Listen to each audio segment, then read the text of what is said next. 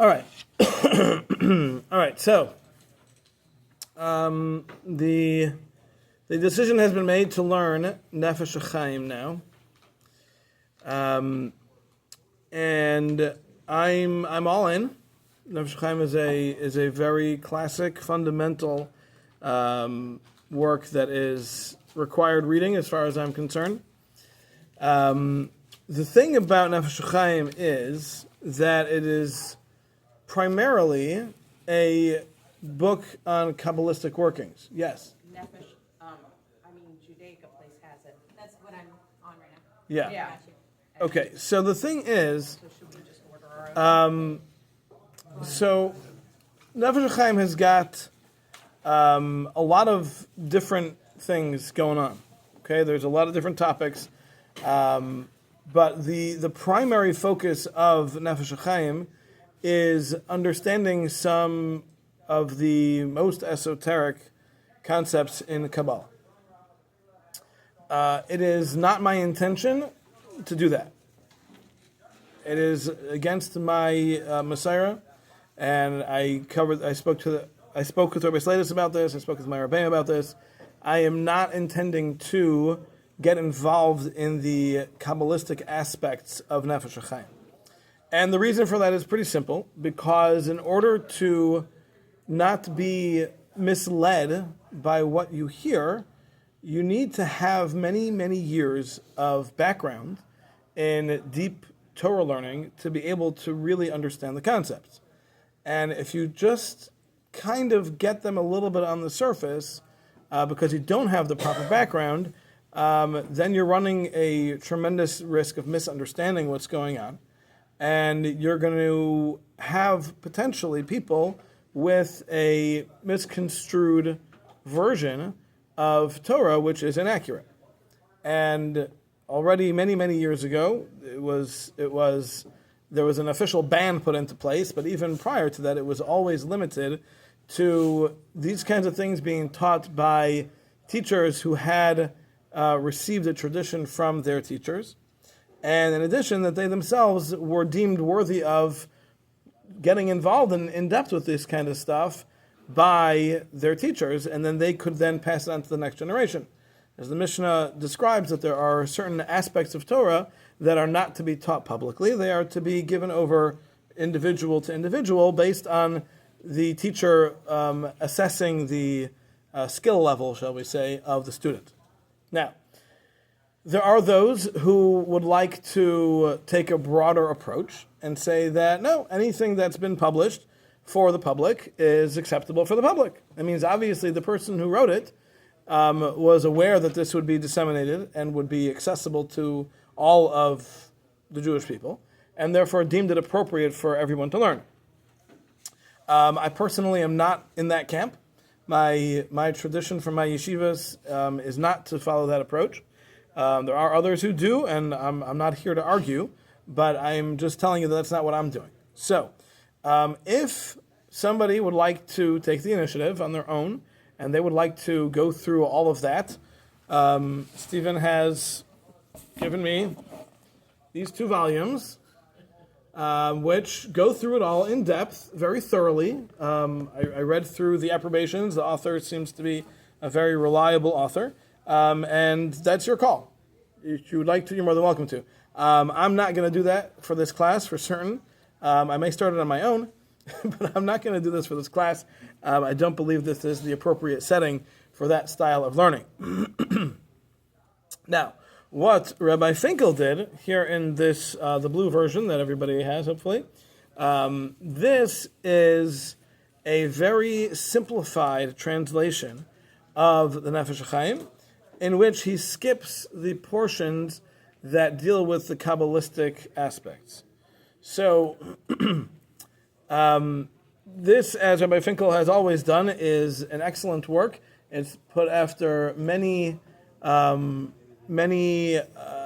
should say, sources that he's looked through, that he's learned through, in order to put together a proper translation that follows a very clear path, and one that follows many of the commentaries on the Nefesh Hachaim, and makes it simple to understand. And that is the approach we're going to be going with. Now, this should not be misunderstood to thinking that the simplified version is all that's there. Okay, Nefesh Hachaim is not at all a simple book. It has tremendous depth to it, as you can see. This is these 2 volumes, right? It's a tremendous amount of depth, and this is just one. This is just one person. So there's no shortage of depth to the work of Nefesh Hachaim. So when we're going to discuss things, I am going to do my best to understand them and to explain them on a simplified level, which will avoid getting into any of the Kabbalistic aspects of it in order to keep it realistic for us. So with that being said, I am going to hopefully, I haven't done much of it this week because I just started this morning, but I will hopefully be able to go through the Hebrew and remove the parts that, or at least demarcate for myself the parts that we're not going to be going through. And this way we can just go through it as I'll read through the Hebrew and translate my own understanding, and you guys can all follow along in the English as you've done in the past with the Nefesh Hachaim, with the Derech Hashem. And this way, hopefully, we'll be able to keep the same format that we have been doing until now. Now, I am certainly prone to mistakes, and the Hebrew and English here are not side by side. The Hebrew is in the back of the book, and the English is the rest of the book. So there may be times that I'm going to be reading something and translating it, and you guys will be like, that's not in here. Okay, which will just mean that I missed it, and I'm reading into something that Rabbi Finkel skipped in his translation. So I need you guys to please focus for me, and let me know if I'm doing something that's not here in the book. Now, a very, very crucial point that we have to make here is that Nefesh Hachaim does not begin every other paragraph with Hine. So, and there are relatively few umnums going on here. So I'm gonna have to figure out some other way to keep you guys focused. All right, we're gonna. Just maybe drink when we're thirsty. No, that's not gonna help you stay focused. Yes. Is there any risk of listening to this where we suddenly want to start listening to Madonna music? I found at least 2 umnums. No, there isn't. There's no such risk. No risk. No risk. Okay. Okay. Joey. Yes. I found at least 2 umnums though in the Hebrew. You found what? I'm sorry? At least 2 umnums so far. I'm skimming the Hebrew. Yeah. They're not as often as I'd like them to be though. So we might need to come up with something else. We'll see. Oh, you've got another one? Oh, excellent. Okay. Anybody else want one? We've got another book here.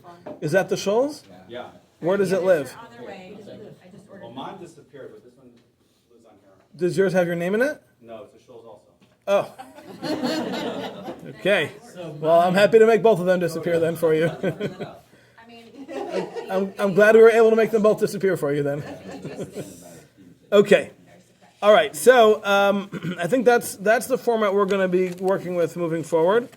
So I will say though that the translation of Derech Hashem I did not read. I never read through the version that you guys were all using. So I don't know how close my translations were to the one you were using. But I will say that this Rabbi Finkel's version, which is his style with all of his works, was a very loose translation. His style was written much more to keep it flowing in a readable English that will make a lot of sense. I'm not really a big subscriber to that, and I understand it has its place. And I think this class is actually a very good place for that.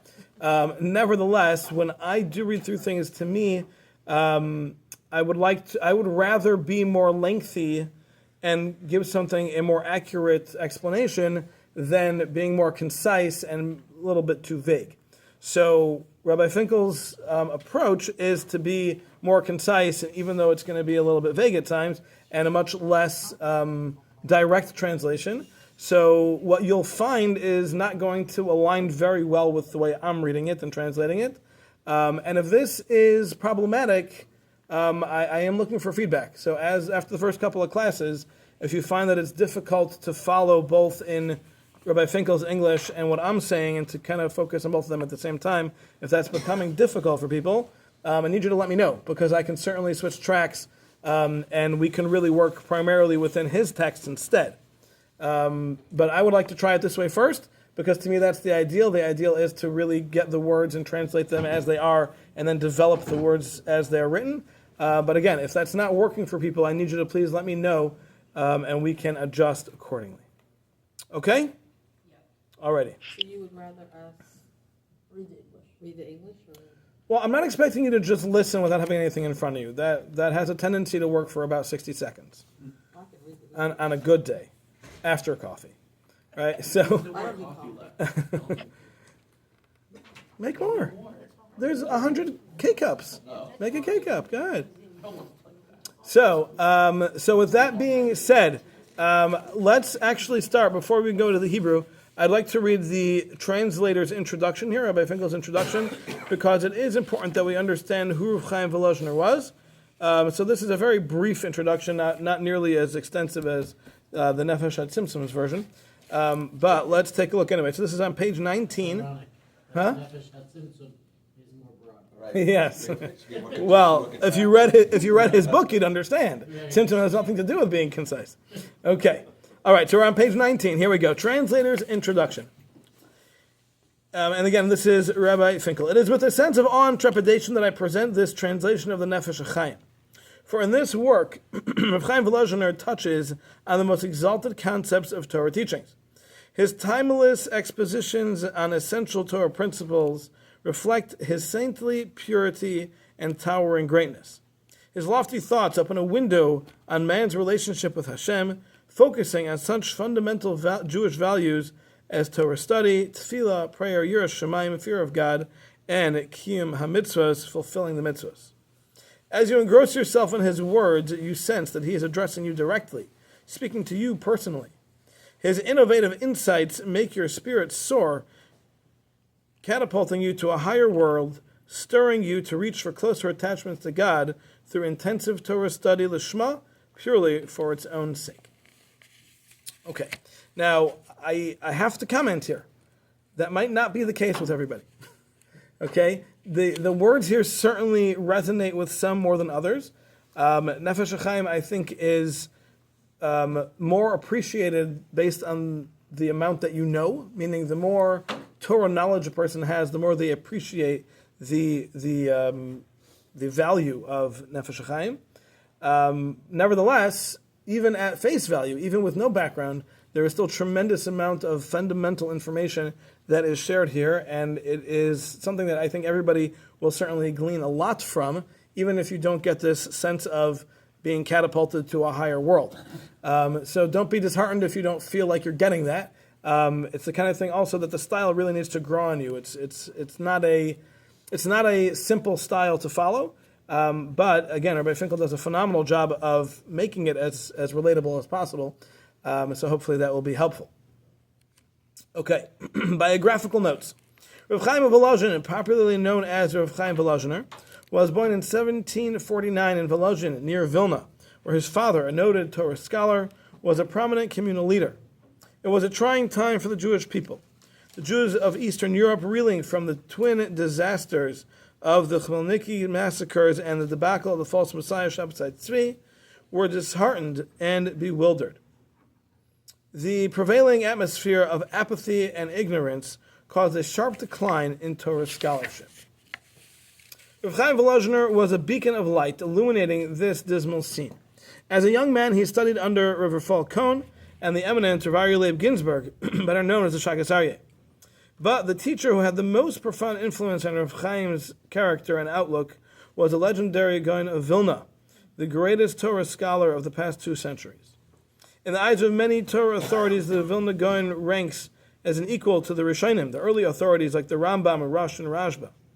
Deeply awed by the Vilna Gaon's prodigious wisdom and piety, Rav Chaim eagerly absorbed his teachings and emulated his ways. For 20 years, he was the Vilna Gaon's faithful and devoted Talmud Muvhak primary student. That's other sources that said 30 years. I don't know exactly what the amount of time he spent there, but it was certainly a very significant portion of his life. On the recommendation of Rav Rafal Cohn, Rav Chaim was chosen as the Rav of Volozhin.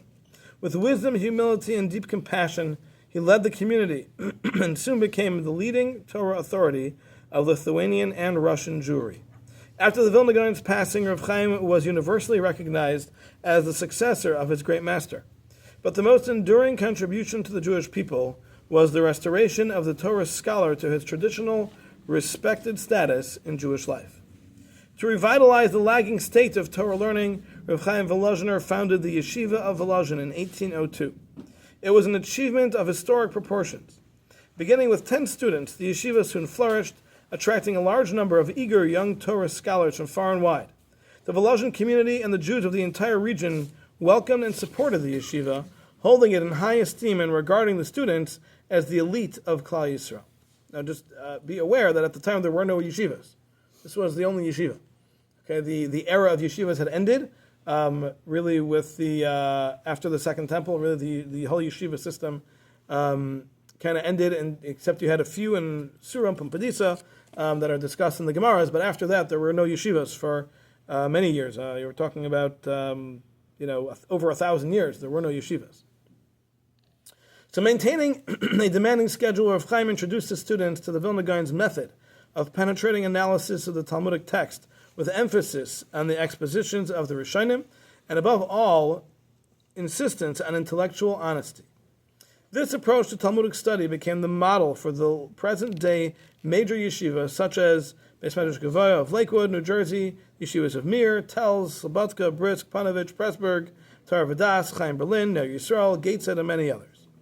Today, the Derech HaLimud, the learning style of yeshivas of Volozhin, is followed by a mighty legion of tens of thousands of dedicated Torah students in Israel and America, and throughout the world. Thus, Rav Chaim Volozhiner rightfully has earned the title of the father of the yeshiva movement. His fruitful life ended on the 14th of Sivan in 1821. He was succeeded by his son Rav Yitzchak Volozhiner.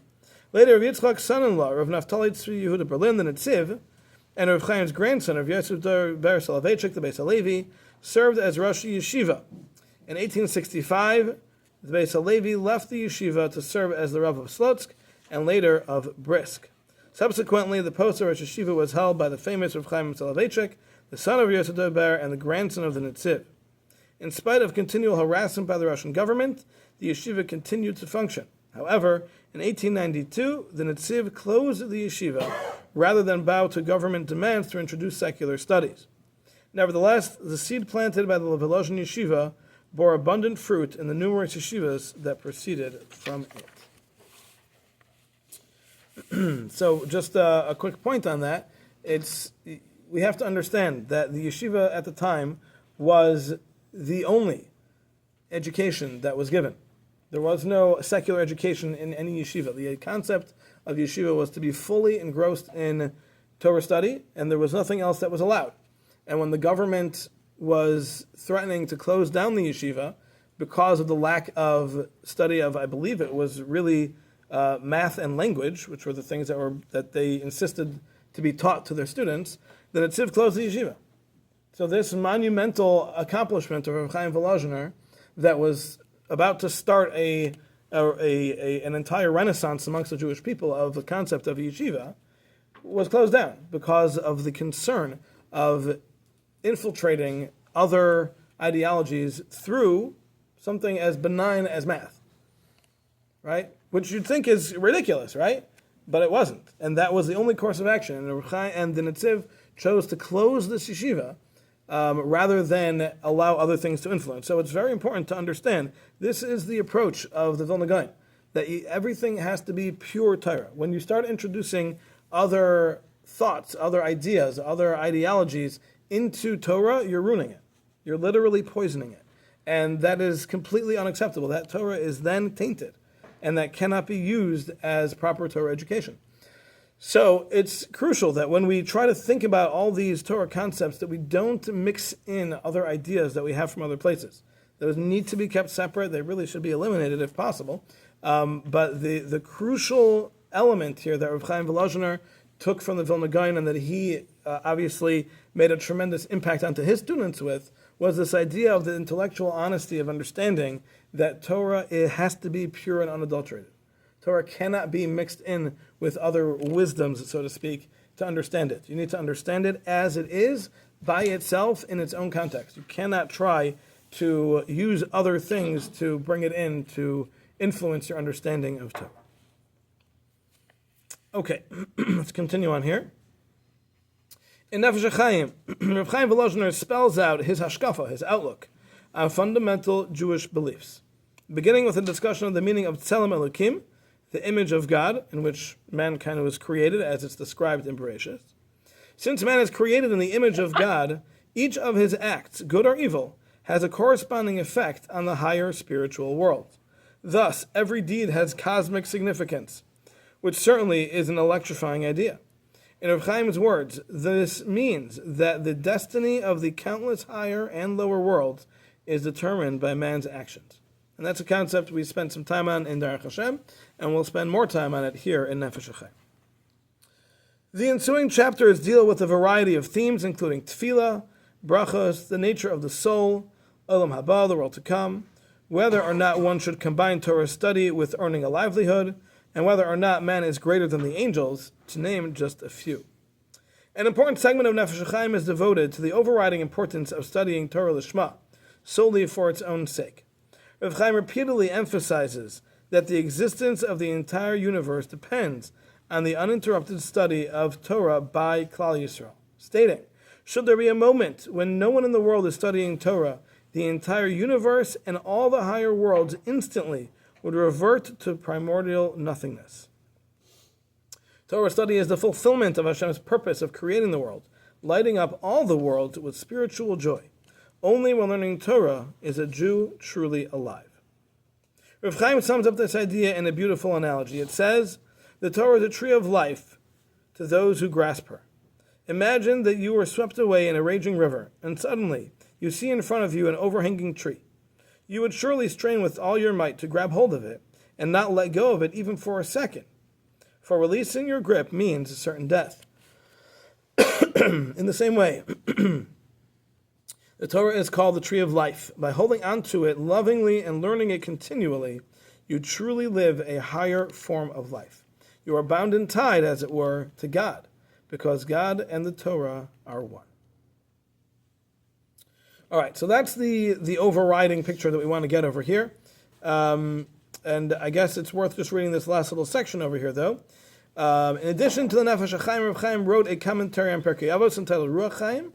He also authored an introduction to the Vilna Gaon's commentary on Sifra D'Tzniusa, one of the most esoteric parts of the Zohar, and wrote a large number of responsa. Most of these were destroyed in a fire that ravaged Volozhin in 1815. Only 251 responses survived and were published under the title Chut HaMeshulash. I use a new edition of Nefesh Hachaim with the illuminating commentary Uvacharta B'Chaim by Rav Aaron David Goldberg of Yeshivas Telz in Ohio, with the express permission of the author. The commentary Uvacharta B'Chaim bears the haskama of the eminent Gaon Rav Yisrael Elio Weintraub of Bnei Brak and includes a number of textual notes by Rav Weintraub. Please note, the sections of Nefesh Hachaim dealing with Kabbalistic subjects have been omitted, as the subject matter is not suitable for translation. It is my hope that the words of Nefesh Hachaim will bring about a deeper commitment to Torah study and the observance of mitzvahs, so that we may merit to see the fulfillment of the verse, all your children will be students of Hashem, and your children's peace will be abundant. Avram Yaakov Finkel, of blessed memory, Elul 5769. All right, so I would like to, maybe what you're thinking, dedicate all the coming classes that we will be learning with Rabbi Finkel's book to his memory. Should be an aliyah for his Hashem. Let me add, this is Rabbi Finkel, this is my Shver's older brother. Yes, this is Shifra's uncle, correct. And he, just if I can briefly say, Please. He was in Bergen-Belsen when he was a teenager, and he escaped and went into the woods with some of the resistance, and he lived in the woods, separated from his family, and miraculously, somehow, he was reunited with his entire family who lived. They all lived through Bergen-Belsen, the ones that were obviously born, and they reunited somewhere in Europe. And he was not educated. He was self-taught English and Hebrew, because he was in the camps for 4 or 5 years. And again, he lived in the woods. He was an incredible man, and I had the opportunity to meet him 2 or 3 times. And he was small in stature, but great in humility and godless and just a sweet man. You would never even, if someone assumed, you wouldn't even know that he had this great capacity to put this to words. So Yeah, and I'll just add to that my yeshiva Scranton puts out a book annually as a fundraiser, which is a translation of some other book, and they always ask Rabbi Finkel to write it. So all the Scranton books were all written by Rabbi Finkel. He was a tremendous power, that's for sure. So these classes should be dedicated to his memory as we speak the words of his Torah. Maybe to his brother. Yeah, him too. Okay, all right. Never guess it from Reb Gabriel either. Right. Yeah, that's for sure. 100%. Okay, any comments or questions before we jump in? No? Okay, then here we go. All right, so again, I'm going to be reading from the Hebrew and translating it on my own. If I mess up, please let me know. And if I'm reading something that just doesn't seem to be there, that's also called a mess up. So please, keep me on my toes. Additionally, every once in a while, I'm going to throw in something that it doesn't say and see if you guys are paying attention. No, I'm kidding. I'm kidding.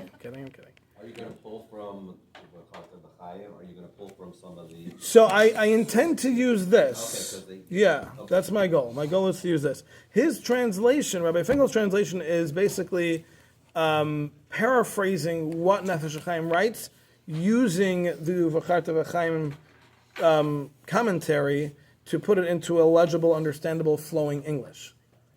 So that'll be probably a lot easier to follow than what I'm going to be saying, which is why I recommend everybody do both. Okay, here we go. Ksiv, the pasuk says in the beginning of Bereshis, verse 27, Vayivra Elokim es Adam b'tzalmai. Hashem created man in his tselem, which we typically translate as image. B'tselem Elokim bara Isai, in the image of Hashem, using the name Elokim, he created him. V'chein ksiv, and similarly it says later on, Ki b'tselem Elokim asa es Adam, because in the image of Hashem, he made mankind. So hine, we got a hine there. Come on, we got to take advantage. L'chaim. Oimek pnimius inyan hatzelem. The depth of the inner understanding, the true understanding of the concept of this tzelem, this image. Hu midvarim ha'im demurim sha'olam. It's from among the things that stand on the head of the world, meaning to say, these are things that are of the deepest and most esoteric concepts in Torah. V'hu koilel roiv sisrei pnimius hazayar. And it includes the majority of the secrets of the depths of the Zohar. Okay? So, whatever you thought about Zohar, and however deep you thought it ever was, and probably never studied it because of that, understand, Reb Chaim says, that the majority of it revolves around understanding the concept of tselem, of this image, the form of Hashem. Amnam, however, all right, well, there we go. We got one water drinker there. Kan nedaber b'milas tselem. Here we're going to talk about the concept of tselem, or the word tselem, b'derech hapashtanim harishayim zel, based on the early commentaries, the way they explained it on its simple level. Al pasuk nasa adam b'tzelmenu k'dmusenu, on the verse that says, "Let us make man in our form and image." So, what he's saying here is that the concept of tzelem is supremely deep. It is dvar ma'im demeruah shel olam. It's above the world. It's beyond our. It's certainly not something that we can explain simply. And he says he's not getting involved in that. That's not where he's going. Where he's going instead is taking the words of the early commentaries who explained it for the average person, and gave it different descriptions. The different commentaries give it different descriptions, and he's going to be working with that. So that being said, he's kind of setting the groundwork here that there's, and this is a really fundamental idea to know when you go into Nefesh Hachaim in general, or any of these concepts, and that is that whenever you're dealing with a simpler understanding of something and a deeper understanding of it, those two are never contradictory. One is an outgrowth of the other. Okay? So it's kind of like saying if I dig a pit 5 feet deep, and then I continue digging and I dig another 5 feet, that the second 5 feet is not related to the first 5 feet, or that they're somehow contradictory. But of course that's not true. The only way you get to the second 5 feet is by first digging the first 5, right? And to get to your total depth of 10 feet, you need to have your first 5 as your foundation, where you started the first 5 feet, and then you can continue deeper. So what he's saying over here is that when we're trying to discuss the concept of tselem, he's going to work with the first 5 feet.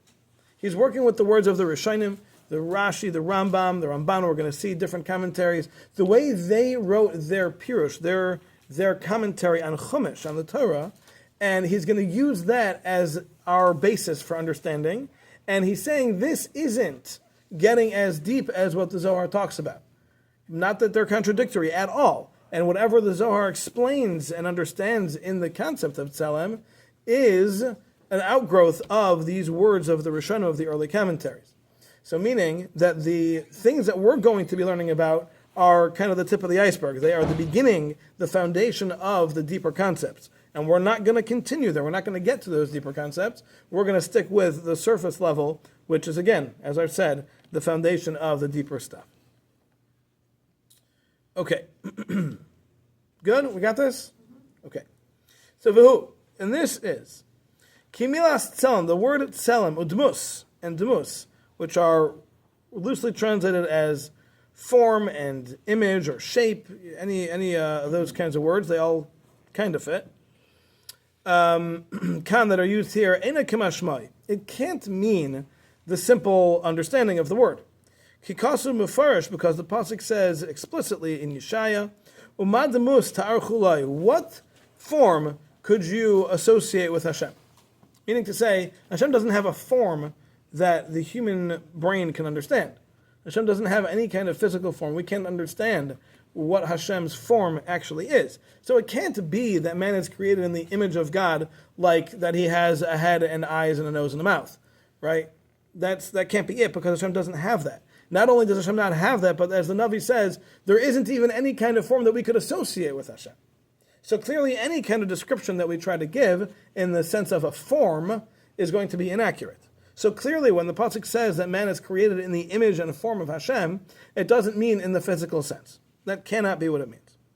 Ella, rather, Pirusha, the explanation is, Dimyon ma be'ezah davar. There is some sort of comparison in a certain way, in a certain aspect.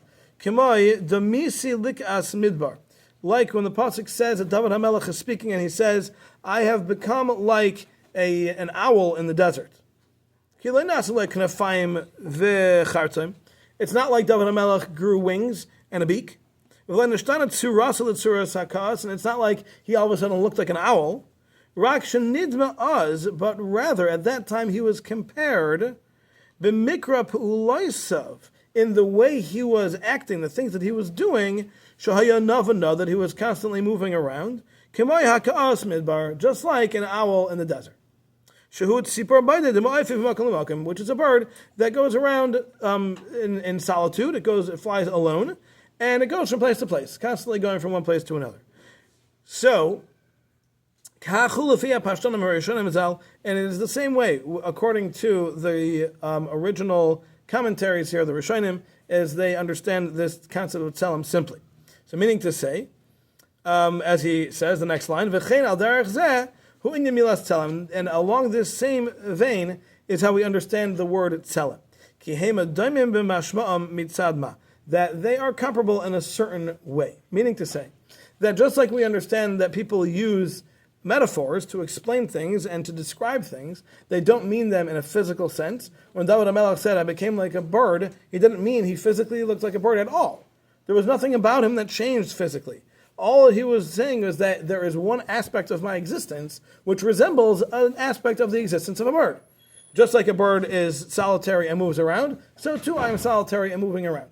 So if someone were to say, David HaMelech, you are a bird, you wouldn't understand that to mean you look like a bird, even act like a bird. It means that there is something about your life right now that is similar to something about the life of a bird, that we can draw that comparison. So it's the same thing. When we talk about the image of Hashem, or don't mean the image like the image of a bird. It doesn't mean that. It doesn't mean any kind of physical comparison. What it means is that there's a certain aspect of mankind which can be compared to a certain aspect of Hashem's existence.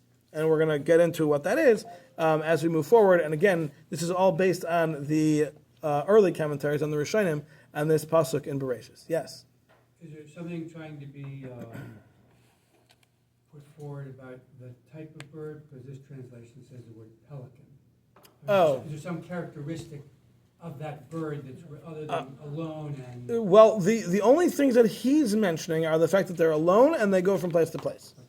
So I don't know if there's more to it than that, but that is at least the point that he's trying to bring out.